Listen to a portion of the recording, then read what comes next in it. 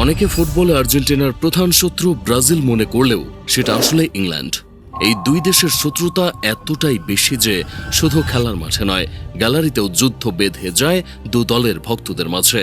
ইংল্যান্ডের ভক্তরা চিৎকার করে ওঠে ফকল্যান্ড নামে, অপরদিকে আর্জেন্টাইন ভক্তরা চিৎকার করে ওঠে মালভিনাস নাম ধরে। এর কারণ আর্জেন্টিনা ইংল্যান্ড যুদ্ধ। 1982 সালে আর্জেন্টিনা আর ইংল্যান্ড যুদ্ধ করেছিল এমন এক দ্বীপের জন্য যেখানে বাস করত মাত্র কয়েক হাজার মানুষ। এসব মানুষদের বেশিরভাগই ছিল ভেড়া পালনকারী। আর্জেন্টিনা ও ইংল্যান্ডের মাঝে চলা এই যুদ্ধে প্রাণ হারায় 649 জন আর্জেন্টাইন সৈন্য আর 255 জন ব্রিটিশ সৈন্য।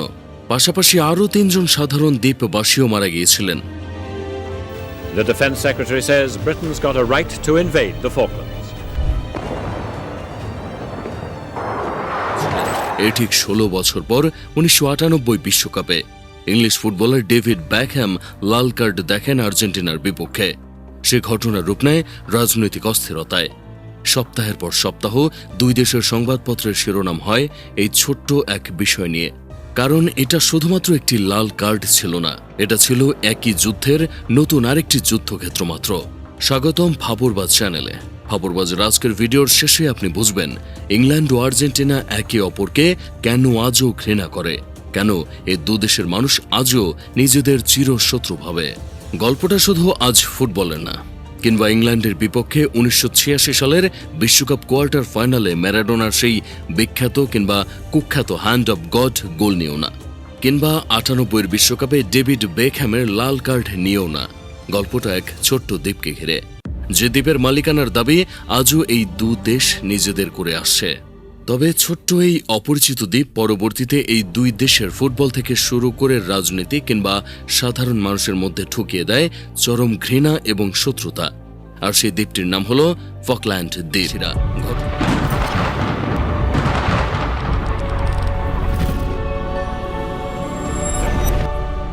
ঘটনার সূত্রপাত আরও কয়েকশো বছর আগে, যখন আর্জেন্টিনা ছিল স্পেনের অধীন এবং দ্বীপটিতে যৌথভাবে বসতি স্থাপন করেছিল ইংল্যান্ড ও স্পেন। এরপর আর্জেন্টিনা স্পেনের থেকে স্বাধীনতা লাভ করে এবং ফকল্যান্ডকে নিজেদের দাবি করা শুরু করে। তবে এই দ্বীপের দখল কেউ কখনো ছাড়েনি। এই সময়ের মাঝে ছোটখাটো নানা অস্থিরতা তৈরি হয় এই দ্বীপ নিয়ে। তবে 1982 সালে এসে শুরু হয় মূল যুদ্ধ। সে সময় আর্জেন্টিনার সামরিক সরকার ফকল্যান্ড দ্বীপপুঞ্জ আক্রমণ করে বসে দ্বীপটি নিজেদের করে নিতে। কিন্তু ইংল্যান্ড ও ফকল্যান্ড দ্বীপ পুনর্দখল করতে প্রায় 8000 মাইল দূরে নৌবহর পাঠায়। টানা 74 দিন চলে এক রক্তক্ষয়ী যুদ্ধ।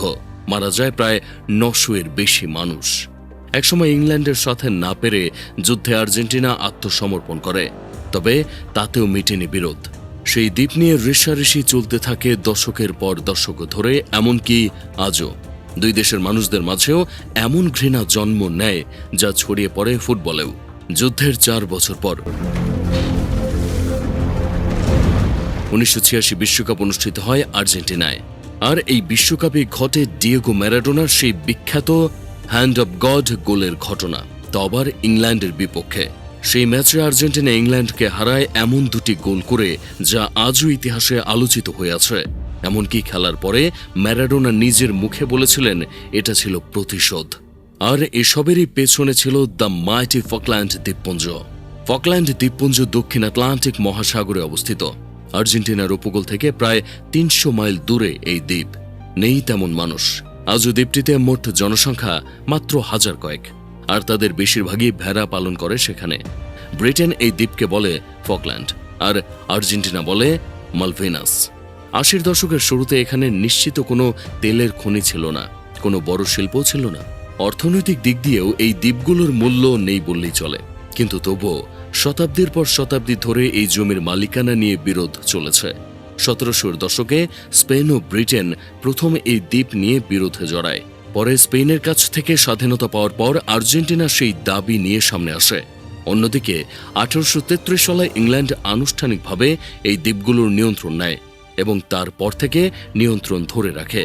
অর্থাৎ 1982 সালে এসে দুই দেশ এমন এক ভূখণ্ড নিয়ে তর্ক করছিল যার ইতিহাস 150 বছরেরও বেশি পুরনো।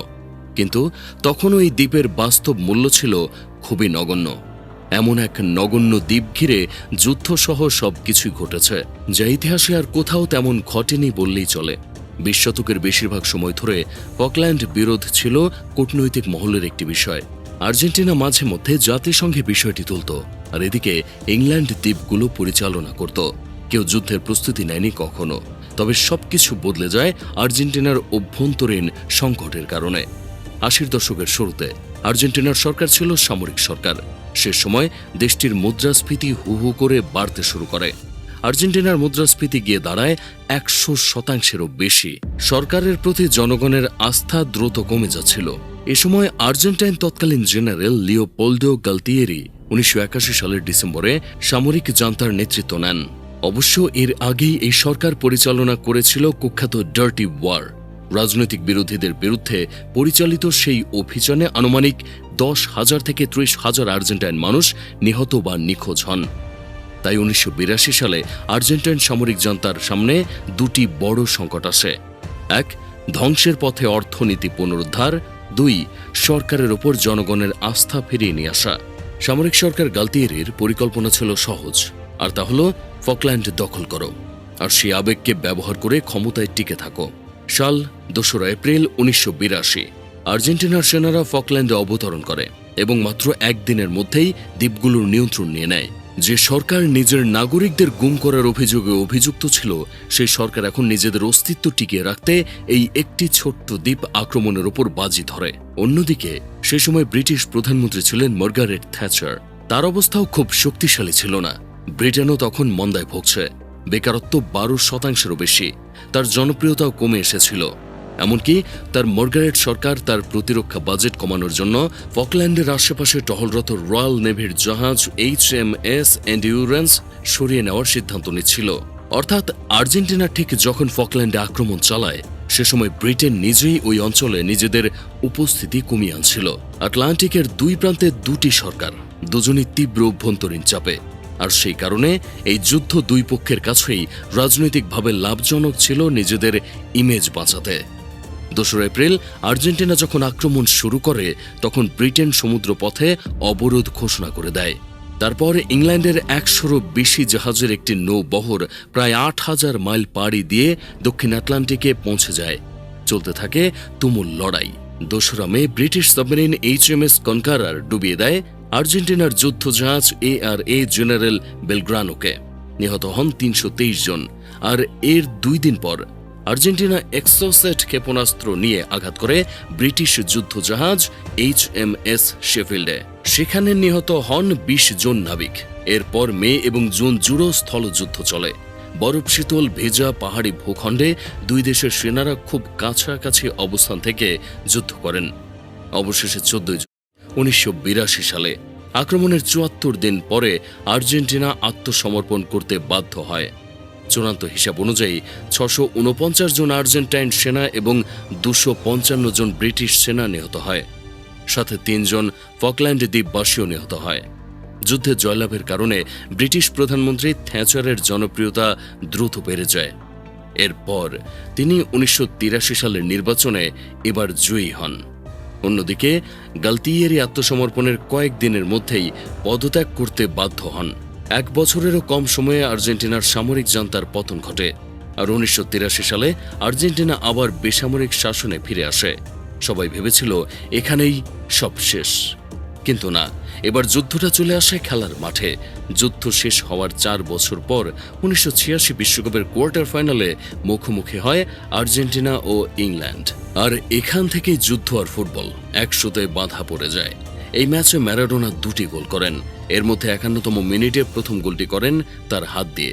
এর ঠিক 4 মিনিট পর তিনি প্রায় 60 গজ বল নিয়ে দৌড়ে 5 জন ইংলিশ খেলোয়াড়দের কাটিয়ে গোল করেন, যেটিকে আজও বিশ্বকাপ ইতিহাসের অন্যতম সেরা গোল ধরা হয়। পরে ম্যারাডোনা প্রকাশ্যেই বলেন, ইংল্যান্ডকে হারানো তার কাছে শুধুই ফুটবল ছিল না, এটা ছিল ম্যালভিনাস যুদ্ধের প্রতিশোধ। আর্জেন্টিনা ম্যাচটি 2-1 ব্যবধানে জিতে এবং পরবর্তীতে বিশ্বকাপও জিতে নেয়। কিন্তু সেই প্রতিশোধের রেশ তখনও কাটেনি, বরং ইংল্যান্ডও জ্বলতে থাকে প্রতিশোধের আগুন বুকে নিয়ে। এর ঠিক 12 বছর পর 1998 বিশ্বকাপে আবারও মুখোমুখি হয় আর্জেন্টিনা ও ইংল্যান্ড। সে সময় জনপ্রিয় ইংলিশ তারকা ডেভিড বেকহ্যাম আর্জেন্টিনার দিয়েগো সিমিওনোকে লাথি মারায় লাল কার্ড দেখেন। শেষ পর্যন্ত ম্যাচটি ইংল্যান্ড ট্রাইব্রেকারে হেরে যায়। কিন্তু বেকহ্যামকে ঘিরে যে প্রতিক্রিয়া তৈরি হয় তা স্বাভাবিক ফুটবল সমালোচনার বাইরে গিয়ে রাজনীতিতে রূপ নেয়। তার কুশপুত্তলিকা পরানো হয়, জ্বালানো হয় শহর জুড়ে, তাকে দেওয়া হয় একের পর এক মৃত্যুর হুমকি। কারণ ততদিনে সবাই বুঝে গিয়েছিল ইংল্যান্ড বনাম আর্জেন্টিনা ম্যাচ কখনোই শুধু ফুটবল নয়, বরং একটি শত্রুতা। অবশ্য ফকল্যান্ড দ্বীপের সমাধান কিন্তু তখনও হয়নি, এমনকি আজও না। 2023 সালে ফকল্যান্ড দ্বীপপুঞ্জে একটি গণভোট অনুষ্ঠিত হয়। সেখানে 99.8% ভোটার ভোট দেন তারা ইংল্যান্ডের অধীনেই থাকতে চান। ভোটার উপস্থিতিও ছিল 90%-এরও বেশি। কিন্তু তবুও আর্জেন্টিনার সংবিধান এখনও ফকল্যান্ডকে নিজেদের ভূখণ্ড হিসেবে দাবি করে। তারা এখনও জাতিসংঘে বিষয়টি তোলে। এদিকে ব্রিটেন আজও দ্বীপে স্থায়ী সামরিক ঘাঁটি বজায় রেখেছে। যুদ্ধ কিছুই মেটাতে পারেনি, শুধু যুদ্ধক্ষেত্র বদলেছে। যার শুরুটা হয় একটি সামরিক স্বৈরশাসন নিজেদের রাজনৈতিক অস্তিত্ব বাঁচাতে আপ্রাণ চেষ্টা দিয়ে, অপরদিকে একজন অজনপ্রিয় প্রধানমন্ত্রী সেই একই যুদ্ধকে ব্যবহার করেছিলেন নিজের রাজনৈতিক ভবিষ্যৎ গড়তে। মোট 907 জন মানুষ প্রাণ হারিয়েছিলেন এই যুদ্ধে। দুই দেশের সেই বিরোধ আজও পুরোপুরি শেষ হয়নি, তাই সেটা ফিরে আসে ফুটবল মাঠে কিংবা মানুষের মনে, বরং তারা চিরশত্রু হয়েছে। আর বিশ্বকাপের গ্যালারিতে দুই দলের সমর্থকদের মাঝে আজও শোনা যায় সেই পুরানো যুদ্ধের প্রতিধ্বনি। এটা 1982 সালের সেই একই যুদ্ধ, যা আজও শেষ হয়নি। শুধু এবার যুদ্ধটা হচ্ছে ফুটবল মাঠে।